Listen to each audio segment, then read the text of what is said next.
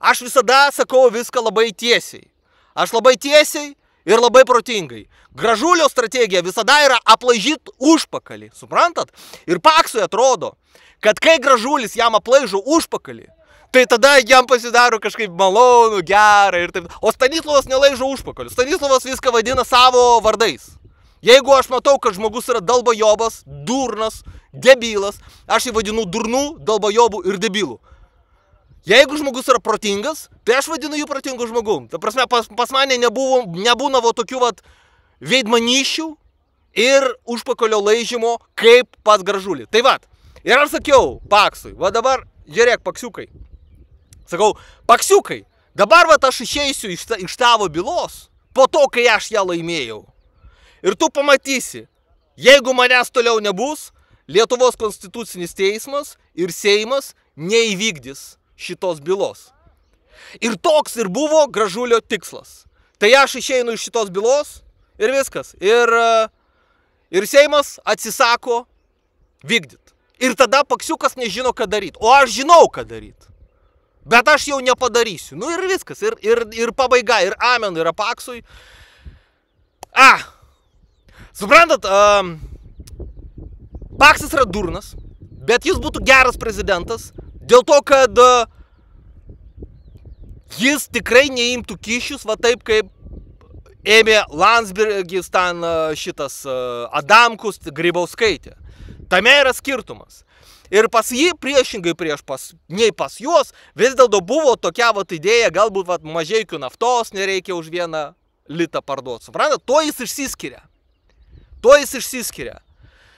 Jis padarė dachuja problemų, klaidų. Dėl to jį pašalino iš prezidento posto. Taip. Ir dėl to, nepaisant to, kad Dievas jam pasiuntė mane ir aš laimėjau jam 2 bylas, ir Europos žmogaus teisių teisme, ir Jungtinių tautų organizacijų, jam nepavyko grįžti prezidento postą. Ir aš jam apie tai sakiau. Va dabar tu, Paksiukai, va tau išlaižė, išangė, blėt, tau išlaižė šitas dalbajobas Petras Gražulis. Jis tau išangė, išlaižė va dabar. Aš dabar išeisiu iš bylos. Ir nichuja tu negrįši į prezidentus. Jeigu mane šalies nebus, nichuja. Ir ką mes matom. Bet man malonu, kad pagaliau išplaukė į šviesą visa ta tiesa apie tai, kaip čia viskas buvo. Tik tai 10% Mohendžodaro yra iškasta, 90% nėra iškasta. Tai vat, o koks buvo sorošistų planas nušalinti mane nuo Rolando Pakso bylos ir nuo kitų ateities bylų? Tai todėl jie ir pradėjo šitą propagandą ir šmeižto kompaniją prieš mane. Šita sorošinė visa žiniasklaida, 15 minučių, Delfis, LRT, pradėjo spausdinti nuolat tos straipsnius, kur vadino mane apsimetėliu, kad aš ne advokatas, kad neturiu teisės, nėra tokio advokato. Kai jie sako, kad ne advokatas, jie turi omeny ne advokatas Lietuvoje. Nes 99,99 lietuvių yra totalūs dalbajobai, kurie nežino, kad pasaulyje yra daugiau valstybių nei Lietuva. Ir tu gali būti advokatas užsienyje, o tuo labiau kam, blėt, man būti advokatu Lietuvoje, jeigu aš iš viso Lietuvoje niekada negyvenau. Tik tai 2 metus savo gyvenimo aš gyvenau Lietuvoje. Tai kokio, blėt, velnio aš būčiau Lietuvos advokatas?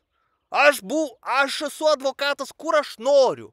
Tai nėra, blėt, Gražulio, Chujulio, 15 chujučių, Delfbibiučių reikalas. Taip, aš buvau advokatas, 3 metus buvau advokatas Padniestrės Respublikoje, kuri paskelbė nepriklausomybę nuo Moldovos ir taip Lietuva jos nepripažįsta.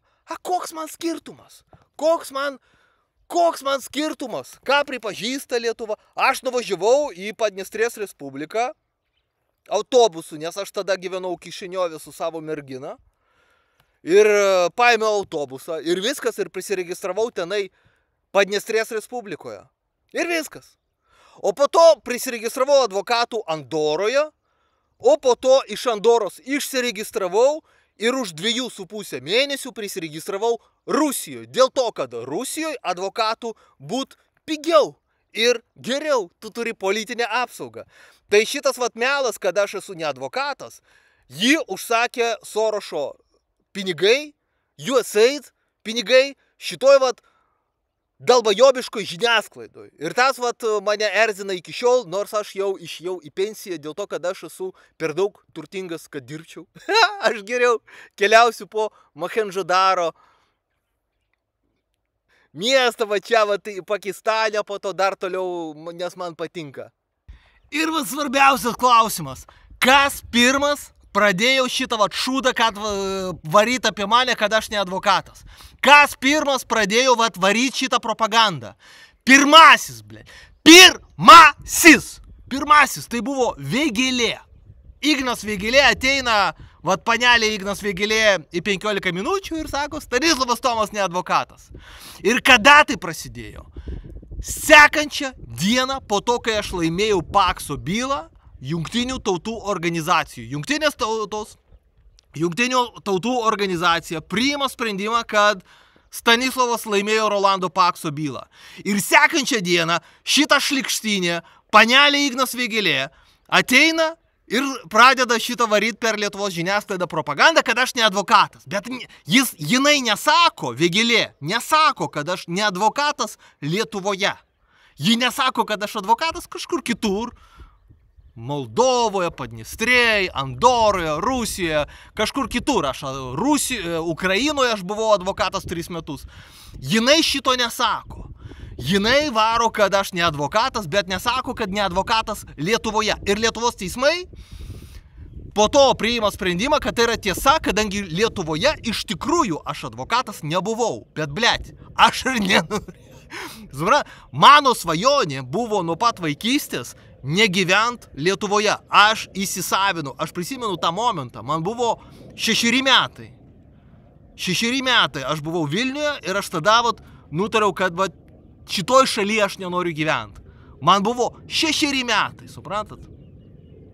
Ne, čia buvo net ne Lietuvoje, kai aš net ne Lietuvoje buvau. Aš priėmiau sprendimą, kad aš nenoriu važiuoti į Lietuvą gyventi, nes aš noriu gyventi kažkur kitur, bet ne Lietuvoje. Ir, blėt, žmogui, kuris nuo 6 metų yra kuris ne Lietuvos net pilietis. Aš turiu daug pasų. Lietuvos pasą turiu, bet mano Lietuvos pilietybę aš jos atsisakiau.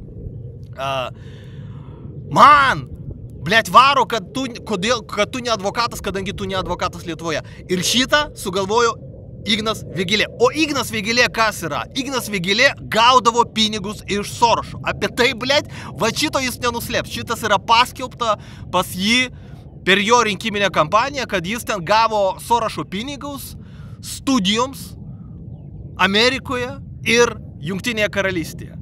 Ir panelė Ignas Vėgėlė, nepaisant to, kad Sorošas davė jai pinigus studijoms, man niekada nieks neduodavo studijos pinigų. Jis gavo pinigus studijom į Sorošo ir nepabaigė jinai. Aš sakiau, kad štai mano batas, blėt. Aš šitą batą suvalgysiu, jeigu panelė Ignas Vėgėlė parodys savo Oksfordo diplomą. O aš žinau, kad panelė Ignas Vėgėlė yra durna. Ji nebaigė Oksfordo universiteto, ji neturi bakalauro diplomo, ji neturi magistro diplomo, ji neturi daktaro diplomo. Dėl to, kad ji per durna, jokie pinigai nepadėjo jai nusipirkti diplomo. Taigi, panelė Ignas Vėgėlė, kuri gaudavo pinigus iš Sorošo, apie ką jinai pati prisipažįsta, pradeda prieš mane kampaniją per Sorošo USAID-inę žiniasklaidą tą pačią dieną, kai aš laimiu Rolando Pakso bylą Jungtinių tautų organizacijoje. Dalbajobai lietuviai vidutiniai, šito vat nesusiveda jiem. Va čia vat, kad sutapimas, blėt, kažkoks. Panelė Ignas Vėgėlė, kuri gauna pinigus iš Sorošo, per Sorošo, per juosaidinę žiniasklaidą pradeda varyti apie mane, kad aš ne advokatas. Ta pačią dieną, tai yra 14 metų balandis, kai aš laimiu Rolando Pakso bylą Jungtinių tautų organizacijoje. Ir kur esmė yra? Esmė yra tame, kad jie suprato, jie šitos šlikštynės, šitą durą dalbajobė, Ignas Vėgėlė taip pat suprato šitą dalyką, kad Stanislovas Tomas 21 metų laimėjo Rolando Pakso, atėjo pas Rolandą Paksą, įtikino Rolandą Paksą, kad jis gali laimėti šitą bylą Europos žmogaus teisių teisme ir laimėjo. Po to dar laimėjo Jungtinių tautų organizacijai. Tai jis padarė, parašė šitą skundą Paksui, kai jam buvo 21 metai. Jis dar Sorbonos daktaras, Paryžiaus, teisės, dar Harvarde kažką darė. Tai jisai yra grėsmė Lietuvai ilgojų laikotarpį. Ne tik tai dėl Pakso, suprantat? Ne tik tai, blėt, dėl Pakso. Jis dar gali padaryti kažkokią kitą bylą, dar kažkokią kitą bylą, suprantat? Dar kažkokią, blėt, bylą ir tada viskas. Tada bus žopa visiškai sorošiniai Lietuvai.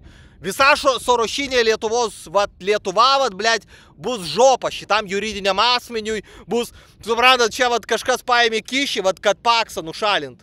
Lietuvos konstitucinio teismo teisėjai paėmė ten milijonais kyšį, tai buvo labai brangu. Tai buvo labai brangu. Suprantat, jie moka milijonais kyšius Seimo nariams, konstituciniam teismui, kažkokiam, blėt, dar tik kitam teismui, suprantat? O po to ateina Stanislovas Tomas, laimi tą bylą ir kyšis eina nahui, prapolė pinigai. Tai todėl geriau pašalint Stanislovo Tomą apskritai visiems laikams. Ir todėl jie pradeda šitą propagandą, kad aš ne advokatas, kad daugiau žmonės neeitų ten, nesikreiptų į mane dėl savo skundų, kad aš nerašyčiau daugiau skundų, suprantat? Prasideda šitą kampanija, kuri tęsiasi iki šiol. Todėl aš kartais esu, blėt, piktas, blėt, dalbajobai, blėt, iš pidarasai. Kartais piktas, bet tik tai tas piktis mano jau praeina po biškį. Aš tik tai kartais, kai tokia naujiena biškį, pradedu keiktis. O taip man nusispjaut, nes aš jau išėjau į pensiją, nes aš jau uždirbau pakankamai pinigų, kad daugiau nedirbčiau iš tikrųjų, kad tik tai Mohendžodaro tyrinėčiau, čia plytas, žiūrėčiau, čia bandyčiau atlūpt kokią plytą, tai čia radioaktyvumą, čia aš biškį matuoju. Suprantam, man yra viskas zaibys. Aš esu laimingas žmogus, pas mane yra viskas fantastiška. Aš keliauju nuolat po pasaulį, aš kartais su viena maikutė būnu dėl to, kad man pohu į tai, kokia mano maikutė ir viskas yra labai gerai. Tai suprantat, tas supykina mane, vis dėlto aš kartais būnu piktas, kaip prisimenu tuos laikus. Ir be abejo, ta kampanija tęsiasi, jie tenai, aš sugalvojau, kad reikia padidinti pensijas per teismą, per Jungtinių tautų organizaciją. Ir aš tenai sakau, kad, blėt, žmonės susimeskit po 50 eurų. Nes, kokio velnio aš visiškai nemokamai dirbsiu jums. Aš ką? Seimo narys? Gal aš Europos parlamento narys? Ne, aš advokatas, kuriam reikia nuvažiuoti į Mohendžodaro. Todėl man reikia surinkti iš jūsų po 50 eurų ir aš šitą jums padarysiu, pensininkų bylą. Ir man iškėlė dėl tos pensininkų bylos 4 baudžiamasias bylas ir aš visas baudžiamasias bylas laimėjau. Bet vis tiek visi galvoja, kad aš sukčius, kad aš apgavikas, kad aš pavogiau pensininkų pinigus. Blet, man iškėlė 4 baudžiamasias bylas dėl to, kad aš dariau pensininkų bylą. Visos baudžiamosios bylos nutrauktos. Visos pasibaigė tuo, kad Stanislovas nekaltas. Jis paėmė pinigus ir niekam nieko neskolingas. Ir nepaisant to, kad panelė Ignas Vėgėlė, panelė Gražulis, Lietuvos hujasklaida ir hujipedija visi sakė, kad aš sukčius. Nepaisant to, aš šitiem dalbajobam laimėjau šitą pensininkų bylą. Tai 24 metų kovo 4 dieną Jungtinių tautų ekonominių, socialinių ir kultūrinių teisių komitetas, kuris prižiūri, ar Lietuva nepažeidinėja tarptautinių sutarčių dėl pensijų, blėt. Dėl ko? Dėl pensijų. Dėl pensijų. Buvo ten dar kažkoks Dagys, Huijys, neprisimenu, nenoriu prisiminti Seimo narys, iš Drąsos kelio, tarp kitko. Drąsos kelias irgi turi dalbajobų. Tenai sakė, kad pensijų nereguliuoja jungtinės tautos ten per... Nu, blėt. Nu tai kad reguliuoja jungtinės tautos pensijas, pensijų dydį. Vat aš laimėjau bylą, vat aš turiu popierių, blėt. Aš šitą popierių jau 100 kartų rodžiau, kad aš laimėjau šitą bylą. Tik tai, vat, kas prisirašė prie mano kanalų, tas ir matė. Suprantat, čiagi sorošinė žiniasklaida neskleis tokių vat žinių. Tai va, tai karočią... Aš laimėjau pensininkų bylą. Prisirašykite prie mano kanalo, o jeigu jums reikia parašyti skundą į Europos žmogaus teisių teismą arba aukščiau į Jungtinių tautų organizacijos teisminės institucijas, parašykite man e-mailą arba paskambinkite per WhatsAppą.